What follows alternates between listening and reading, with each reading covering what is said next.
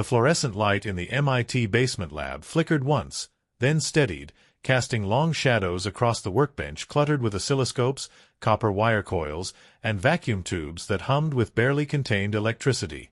It was 2:47 a.m. on a bitter January night in 1942, and David Kellerman hadn't slept in 36 hours. His hands trembled, not from exhaustion, but from what he'd just seen on the cathode ray display. "Check it again," whispered Marcus Chen, his lab partner, leaning so close that his breath fogged the green phosphorescent screen. "Tell me I'm not losing my mind."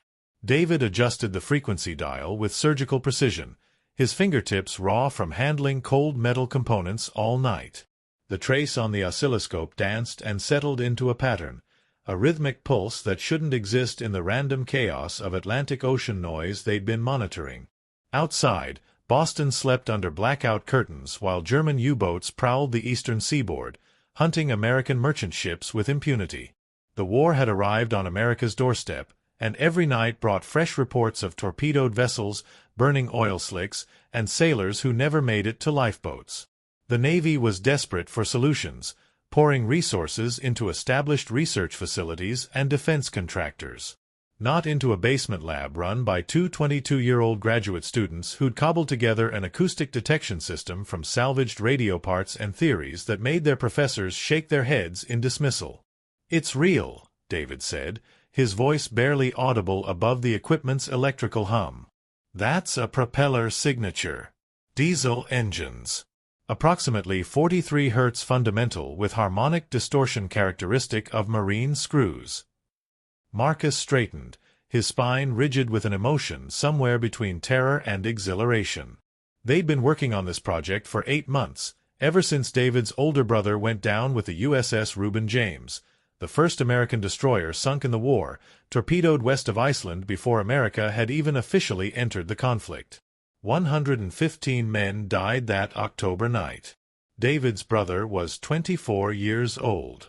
The official detection equipment used by the Navy, the QC sonar series, could pick up submarine contacts at maybe 1,500 yards under ideal conditions, often much less in the thermal chaos of real ocean environments. The technology was primitive, plagued by false contacts from biological sources, water temperature gradients, and the random acoustic clutter of the sea itself. David and Marcus had approached the problem differently. Instead of trying to generate powerful active sonar pings that submarines could detect and evade, they'd focused on passive listening, and on signal processing techniques borrowed from radio astronomy and communications theory that most naval engineers considered theoretical nonsense. They'd built filters that could isolate specific frequency bands, correlators that could extract periodic signals from overwhelming noise, and most controversially, they'd incorporated a crude form of computational analysis using an analog computer David had built from relay switches salvaged from telephone equipment. The entire system drew so much power that they'd blown the building's circuit breakers twice, earning stern warnings from the university's facilities manager. "Range?" Marcus asked, pulling out his notebook, hands shaking as he prepared to record data that could either vindicate 8 months of obsessive work or confirm they'd been chasing phantoms.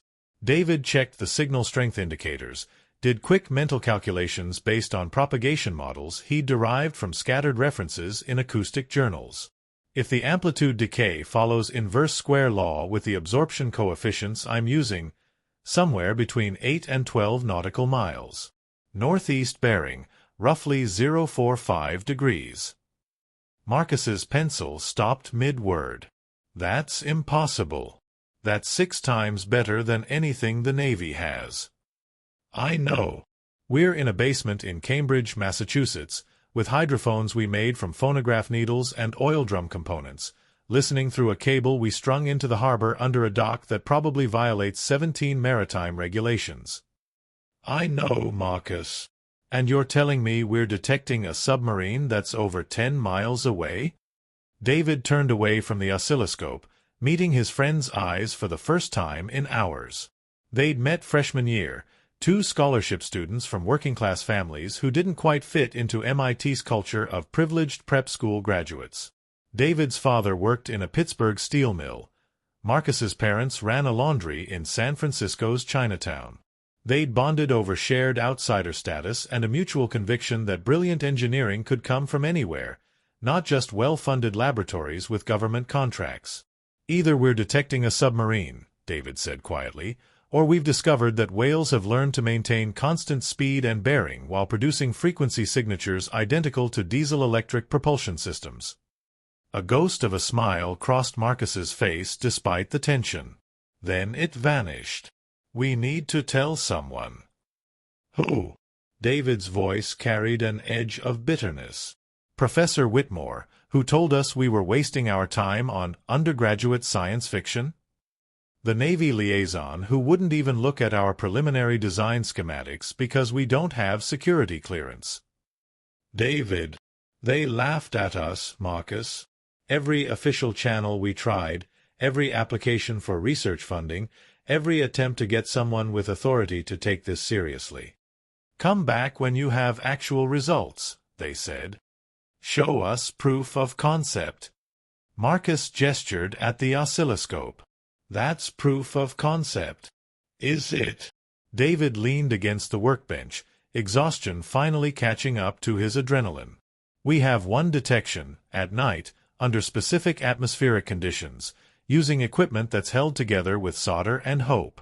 For all we know, this is an anomaly, a fishing trawler with a weird engine signature, or some acoustic reflection phenomenon we don't understand." "You don't believe that?" "No," David admitted. "But I know what the Navy will say. They'll say we're kids playing with radio sets, amateurs who got lucky once and think they've revolutionized submarine detection. They'll pat us on the heads, maybe assign some junior officer to write a dismissive report, and then they'll go back to doing things the way they've always been done." The oscilloscope trace continued its rhythmic dance, the pulse of machinery cutting through water 8 miles away, oblivious to the two students whose unauthorized invention had somehow reached across the darkness to touch it. Marcus pulled up a stool, sitting down heavily. "So what do we do?" David was quiet for a long moment, listening to the hum of their equipment, the distant sound of a late-night delivery truck passing on the street above, the whisper of steam in the building's ancient radiators. "We document everything. We run continuous monitoring for the next 72 hours. We map every contact, record every signature, build an unassailable database of observations. And then we find someone who can't ignore us." David's jaw set with determination that Marcus had seen before, the same look he'd had when they decided to build this system in the first place, despite every discouragement. "We find someone who cares more about winning this war than about protecting bureaucratic territory and official channels." Marcus nodded slowly. "That's going to make some people very angry." "My brother's dead, Marcus. There are U-boat sinking ships within sight of American beaches, and we might have a way to find them that actually works." "I can live with making people angry." The trace on the oscilloscope flickered, the distant submarine signature wavering as it moved through thermal layers that bent and distorted sound waves in ways the Navy's acoustic models still couldn't fully predict. David reached for his notebook, beginning the meticulous documentation that would either prove their breakthrough or expose the flaws in their reasoning. Outside, the night remained dark and cold, while somewhere off the New England coast, steel hulls prowled through black water, hunting and being hunted in a war where detection meant survival and invisibility meant death. The two students worked in focused silence, knowing they were standing at a threshold. Behind them lay 8 months of failure, mockery, and official dismissal. Ahead lay either vindication or catastrophe. The frequency trace pulsed steadily onward, indifferent to their doubts. The detection was real. But convincing anyone of that would prove far more dangerous than either student could imagine. The story of what happened next would challenge everything the Navy believed about submarine warfare, and nearly cost both young men far more than their academic careers. By the 4th day of continuous monitoring, David's handwriting had deteriorated from precise engineering notation to barely legible scrawl, cramped and desperate across pages that documented something that shouldn't exist according to every official assessment of acoustic detection capabilities. 14 separate contacts. Not one or two that could be dismissed as anomalies or equipment malfunction, but 14 distinct submarine signatures, each tracked for periods ranging from 40 minutes to nearly 3 hours as the vessels moved through their patrol areas off the New England coast. David and Marcus had developed a classification system, noting propeller blade counts, engine harmonics, even what they believed were individual acoustic signatures that might identify specific vessels. Contact 7 had a distinctive bearing squeak, possibly a shaft misalignment. Contact 11 showed unusual vibration patterns suggesting older machinery, perhaps a Type VIIB U-boat rather than the newer VIIC variants. Contact 14, detected just 2 hours ago, moved with unsettling confidence directly toward Boston's shipping lanes, maintaining a steady 8 knots at periscope depth. Marcus had stopped attending his own classes 3 days ago. David had always been more cavalier about academic obligations, but Marcus was the careful one, the planner, the student who'd never missed an assignment in 3 years at MIT. Now his fluid dynamics textbook sat unopened while he hunched over charts, plotting position estimates using bearing data and crude range calculations. "Look at this," Marcus said, spreading out a nautical chart across the only clear section of the workbench.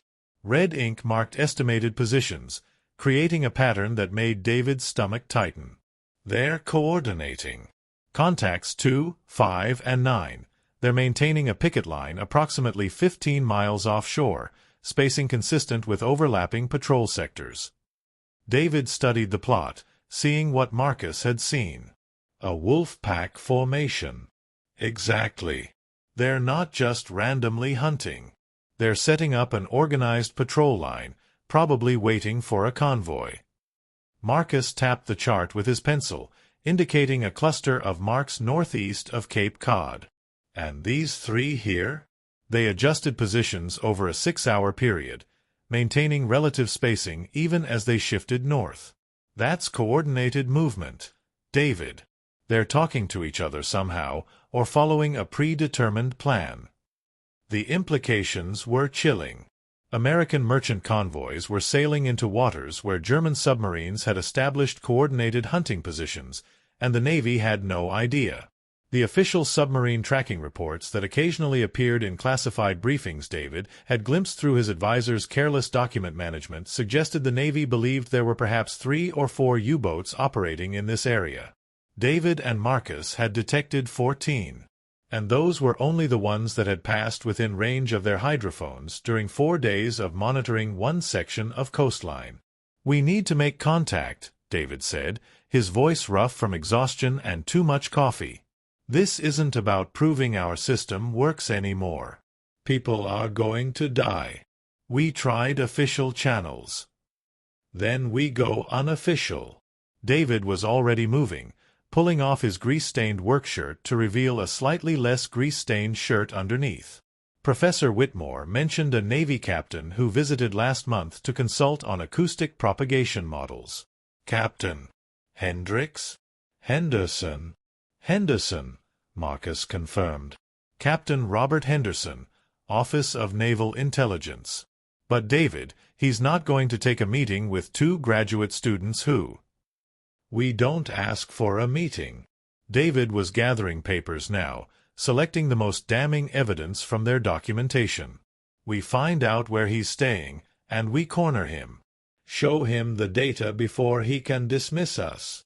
Marcus stood slowly, recognizing the look in his friend's eyes. "This could get us expelled. Or arrested. We're not supposed to have this equipment, we're not supposed to be monitoring these frequencies, and we're definitely not supposed to be tracking what we think are naval movements in a war zone. Are you with me or not?" The question hung in the air for a moment. Then Marcus pulled on his coat. "Let me grab the supplementary charts. If we're committing academic suicide, we might as well do it with complete documentation." They found Captain Henderson at 6:15 p.m. in the dining room of the Parker House Hotel, sitting alone at a corner table with what appeared to be a scotch and the weary posture of a man who'd spent his day in frustrating meetings with people who didn't understand urgency. Henderson was 53 years old, weathered by 28 years of naval service, with iron-gray hair and the kind of thousand-yard stare that came from watching the world stumble into a war it wasn't prepared to fight. He'd spent the last month shuttling between Boston, New York, and Washington, trying to convince admirals and procurement officers that the submarine threat was far worse than official estimates suggested.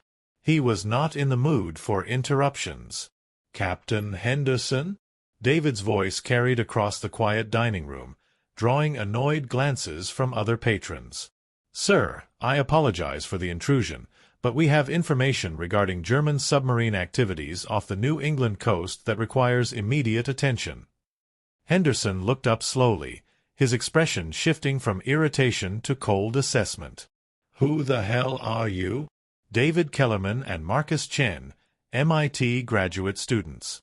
"Sir, we've been monitoring acoustic signatures in the Atlantic approach lanes for the past 96 hours, and we've detected 14 separate submarine contacts using passive listening techniques." "Stop." Henderson's voice was quiet but carried absolute authority. "Lower your voice, sit down, and explain to me why I shouldn't call the shore patrol to have you arrested for discussing classified operational matters in a public dining room." David and Marcus sat. Marcus spread their documentation on the table with shaking hands: charts, oscilloscope photographs, frequency analysis plots, bearing calculations. Henderson stared at the papers as if they might bite him. "Where did you get this information?" His voice was dangerously soft. "We detected it ourselves, sir," David said, meeting the captain's hard gaze. "We've been developing an acoustic detection system using passive hydrophones and signal processing techniques that—" "You've been developing," Henderson cut himself off, glancing around the dining room. He gathered the papers quickly, his movements controlled but urgent. "Come with me." "No. Not a word until we're somewhere private." They followed him to a small conference room the hotel maintained for business travelers, Henderson's silence more unnerving than any shouted reprimand. He spread the documentation across a mahogany table, studying each page with an intensity that suggested he knew exactly what he was looking at. "This frequency signature," he said finally, tapping one of the oscilloscope photographs. "You're claiming this is a submarine propeller?" "Yes, sir. Based on harmonic analysis consistent with diesel-electric propulsion." "I know what it's consistent with. What I want to know is how 2 graduate students in a university laboratory managed to detect it when the Navy's best equipment can barely track submarines at 1/10 this range." Marcus spoke up, his voice steadier than David expected. "Because we approached the problem differently, sir. Instead of active sonar that submarines can detect and evade, we focused on passive listening with advanced signal processing. We built filters that can isolate mechanical signatures from background noise, correlators that can extract periodic signals." "How advanced?" "Sir." Henderson leaned forward. "How advanced is your signal processing? What kind of equipment are we talking about?" David exchanged a glance with Marcus. "Most of it we built ourselves, sir.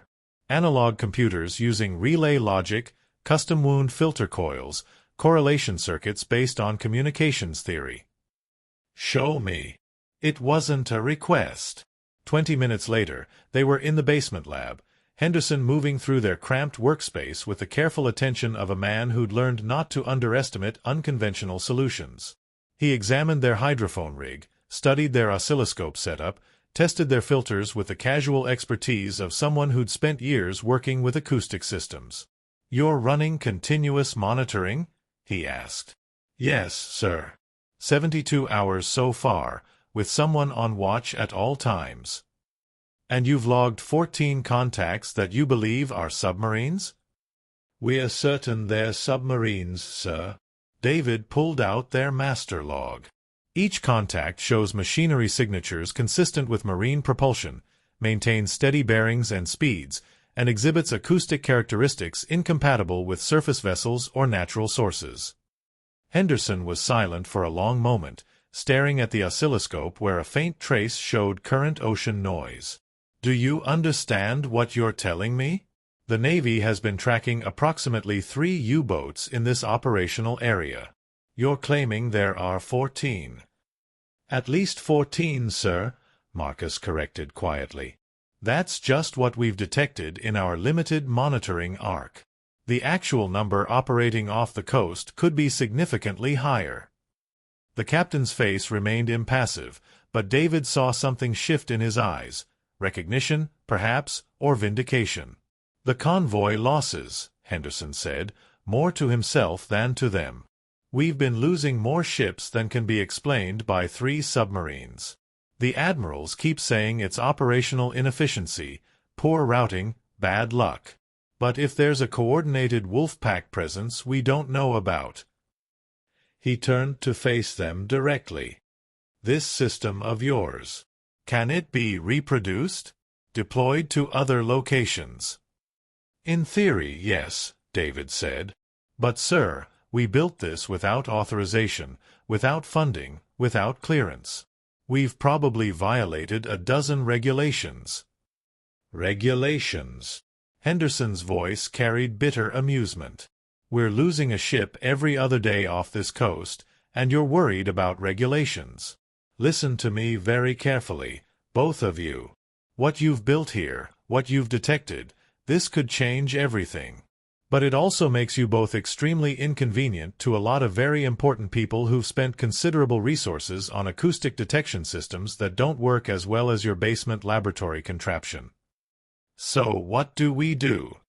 Marcus asked. Henderson pulled out a small notebook, writing quickly. You keep monitoring. You document everything. And you tell absolutely no one else about this. Not your professors, not your fellow students, no one. I'm going to make some calls tonight, reach out to people in naval research who might actually listen. But understand this, what happens next depends entirely on whether you're right. We're right, sir, David said with absolute certainty. Then pray to God the Navy is smart enough to use what you've given them before more sailors die. Henderson moved toward the door, then paused. One more thing. If you are right, and if this system proves as effective as you claim, there are going to be people who will want to bury your contribution to protect their own programs and reputations. Document everything, keep copies somewhere safe, and watch your backs. He left them in the humming silence of their laboratory, the weight of his warning settling like cold water. Marcus turned to David. Did we just save lives or end our careers? David looked at the oscilloscope, where the random chaos of ocean noise flickered and danced, hiding the machinery sounds of submarines that stalked through darkness beyond the reach of official detection. Maybe both. The hydrophones continued their patient listening, pulling signal from noise, finding patterns in chaos, detecting threats that official wisdom said couldn't be detected. The log entries would continue for 3 more days before Captain Henderson returned, but with people David and Marcus hadn't expected. What seemed like vindication was about to transform into something far more complicated and far more dangerous than academic politics. The 2 men who arrived with Captain Henderson wore civilian clothes, but moved with the unmistakable bearing of military officers trying not to look like military officers. One was tall and angular with wire-rimmed glasses, the other shorter, barrel-chested, with hands that looked like they could crush walnuts. Neither introduced themselves. "Show them," Henderson said simply, his voice flat in the morning light filtering through the basement's high windows. David and Marcus exchanged glances. It was 7:30 a.m., and they'd been monitoring continuously since Henderson's visit 3 days ago. The log now contained 23 separate submarine contacts, each meticulously documented with bearing data, acoustic signatures, and estimated positions. "We've refined our classification system," David began, moving to their main plotting table where charts were now covered with color-coded marks. Red indicates definite U-boat contacts with confirmed machinery signatures. Yellow is probable submarines, but with some acoustic ambiguity. Blue. "I don't care about your color coding," the tall man interrupted. His voice carried a New England accent roughened by cigarettes. I care whether this works or whether you've built an expensive noise generator that picks up fishing boats and whale farts." Marcus stiffened. David felt anger flash hot in his chest, but Henderson caught his eye with a look that said, "Let it go." "The system works," David said evenly. "Our detection range exceeds current Navy sonar by a factor of 6 to 8, our bearing accuracy is within 2 degrees, and our acoustic signature analysis can distinguish submarine types based on machinery characteristics." "Prove it." This from the barrel-chested man, his voice carrying a Brooklyn edge. "Right now. Show us a submarine." "We can't schedule submarine appearances," Marcus said, unable to keep the sarcasm completely out of his voice. "Then we have a problem."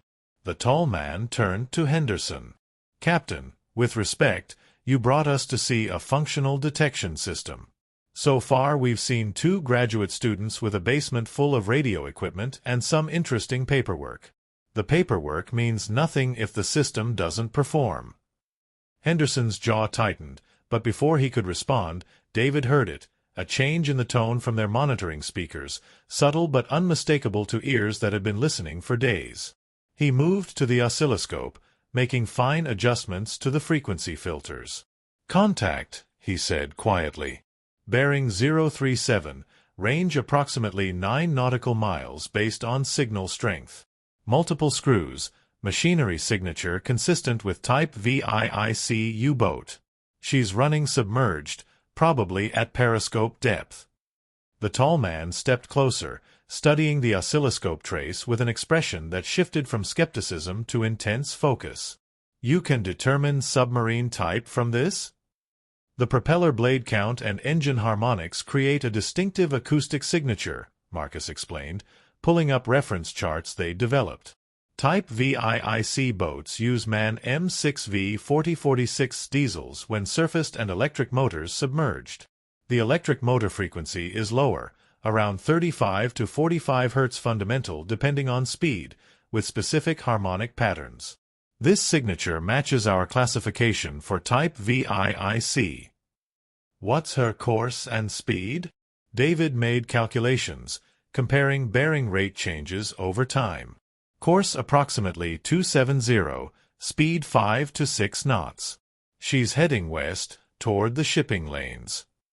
The barrel-chested man pulled out a small notebook, checking something.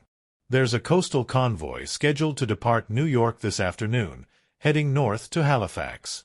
Estimated position at 1,600 hours would put them." He trailed off, looking at David's plot. "Right in her patrol area." "Yes," David said simply. A long silence filled the basement lab, broken only by the hum of equipment and the faint whisper of the contact through their speakers, distant machinery sounds that represented 75 German sailors hunting American ships. "What's the closest Navy vessel that could intercept?" the tall man asked Henderson. "Destroyer Madison is conducting anti-submarine patrols about 20 miles south," Henderson replied. "If we can vector her to this contact's estimated position." "We need confirmation first." The barrel-chested man's voice was firm. "If we scramble a destroyer based on an unproven system and it turns out to be a whale or a fishing boat, we look like idiots. Worse, we waste operational assets chasing ghosts while Real submarines operate freely." "Then what do you suggest?" Henderson's voice carried an edge. "We've detected 23 contacts in 1 week. 23. The Navy thinks there are 3 U-boats out there. Either these students have discovered something revolutionary, or we're dealing with the most elaborate technical malfunction in history. Or," the tall man said carefully, "they've built something that works too well for its own good. Something that detects everything, including contacts that aren't actually threats." David felt his temper rising. "Every contact we've logged has maintained steady course and speed inconsistent with biological sources or commercial shipping. The frequency signatures match known submarine propulsion systems. The bearing patterns are consistent with patrol operations. What more evidence?" "Real-world validation," the tall man cut him off. "Here's what's going to happen. We're going to take your system, or enough of it to reproduce the key functions, and install it at a proper naval facility where we can conduct controlled tests. If it performs as you claim under operational conditions. No. David's voice was flat. The room went silent. Henderson closed his eyes briefly, as if in pain. "Excuse me." The tall man's voice was dangerously soft. "No," David repeated, his voice steadier now. "You're not taking our equipment. You're not reproducing key functions in some facility where we have no control and no visibility. We built this system. We understand its capabilities and limitations, and we're not handing it over so it can be dismissed because someone who doesn't understand the signal processing makes setup errors or misinterprets results." "You don't have a choice," the barrel-chested man said. "This is a matter of national security." "Then treat it like one," Marcus interjected, finding his voice. "You have a working detection system right here, right now, with operators who know how to use it. We just detected a submarine that could attack a convoy this afternoon. Instead of arguing about procedures and validation protocols, why don't we prove the system works by directing the Madison to intercept?" "That's not how," the tall man began. "That is exactly how this needs to work," Henderson interrupted, his voice carrying the authority of his rank. "Gentlemen, I brought you here because the Office of Naval Intelligence needed someone from research and development to evaluate this technology. I did not bring you here to confiscate equipment from civilians or to stonewall a potential breakthrough because it doesn't fit proper channels." "Captain Henderson," the tall man's voice carried warning. "These students have detected a submarine," Henderson continued, overriding him. "Either we act on that information, or we explain to the families of dead merchant sailors why we chose bureaucratic procedure over operational reality." The two civilian-clothed officers exchanged glances, some silent communication passing between them. The tall man turned back to David. "If we vector Madison to intercept, and your contact turns out to be empty ocean, your credibility is finished. You understand that? If your contact turns out to be a real submarine," the barrel-chested man added, "and Madison makes successful contact, then we have a conversation about what happens with this technology. But until then, you're on probation." David met their hard stares without flinching. "We're confident in our detection." "Confidence doesn't sink U-boats." But the tall man was already moving toward the door, reaching for what David now recognized as a secure field radio. "Captain Henderson, you'll coordinate with the students. Get me continuous bearing updates for this contact. I'll arrange secure communication with Madison." The next 2 hours were a controlled chaos of radio communications, plotting updates, and recalculations as the submarine contact continued its steady westward course while USS Madison altered course to intercept. David and Marcus maintained their watch on the oscilloscope, calling out bearing changes every 5 minutes while Henderson relayed the information through encrypted channels. "Contact bearing now 035, range estimate 7.2 nautical miles," David reported. "She's steady on course, speed unchanged. Depth still periscope level based on acoustic characteristics." The barrel-chested man studied their plot. Madison should be entering effective sonar range in approximately 30 minutes. If this contact is real, her sonar operators should start picking it up. "If their equipment is sensitive enough," Marcus muttered. At 11:47 a.m., the secure radio crackled to life. "Madison reports sonar contact bearing 040, range 3,000 yards. Classification probable submarine." David felt his knees go weak. Marcus grabbed the edge of the workbench, his face suddenly drained of color. Henderson's expression remained controlled, but David saw his hands tighten into fists. "Ask them to confirm acoustic signature characteristics," David said, his voice shaking slightly. "If we're both tracking the same contact, they should detect the bearing squeak we've been logging." Henderson relayed the request. 90 seconds later, Madison confirms unusual acoustic signature consistent with possible mechanical fault in target's propulsion.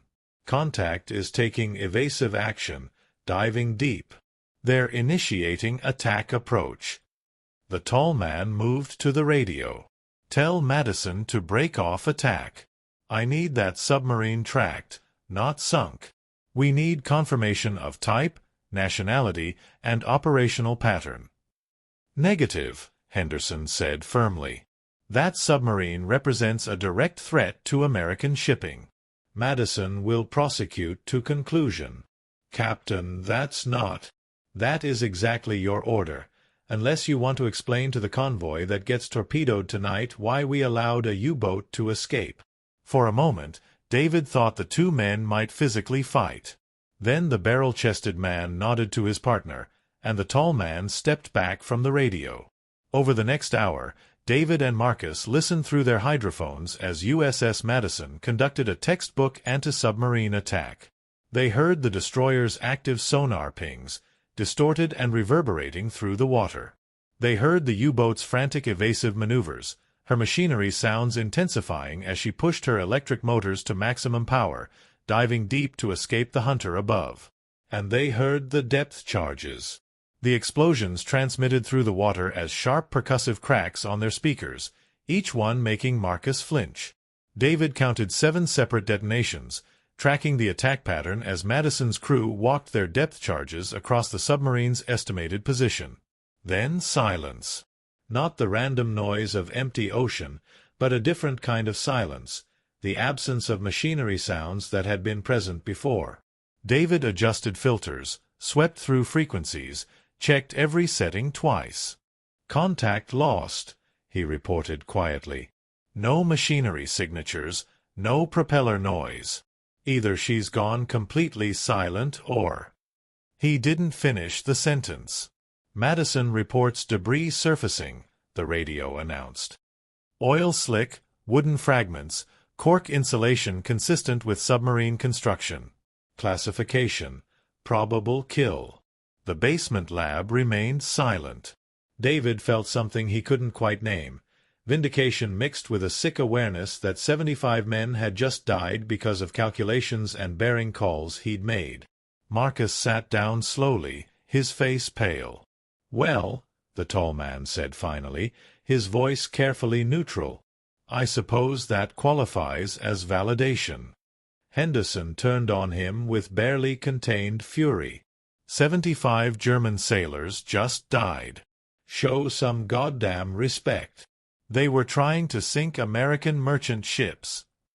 They were human beings doing their duty as they understood it, and they deserved to die like warriors, not as test subjects for our technological evaluation. Henderson's voice carried the weight of decades at sea. We've proven the student system works. Now the question is what we do with that proof. The barrel-chested man was already making notes. We need technical specifications, schematics, parts lists. We'll need to set up proper manufacturing. No, David said again, exhaustion making his voice hollow. All eyes turned to him. You're not taking our system and disappearing it into some bureaucratic development program that'll take 6 months to reproduce what we've already built. There are submarines out there right now, hunting ships. Every day you spend validating and reproducing and following proper procedures is another day that convoys sail blind. What are you suggesting? The tall man asked. I'm suggesting we expand operations immediately. We set up additional monitoring stations along the coast, train operators on our system, establish a coastal detection network that can track submarine movements in real time. David was speaking faster now, ideas tumbling out.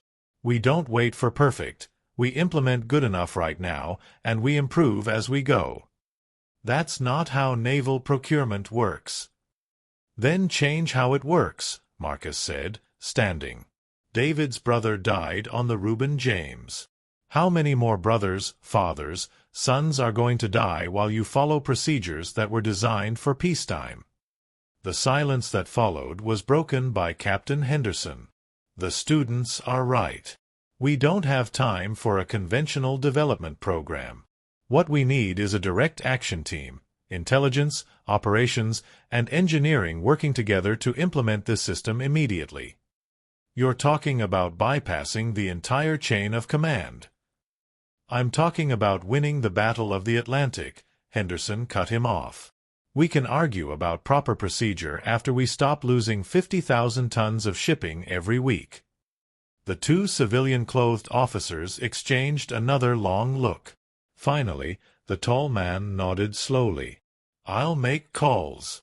But understand this.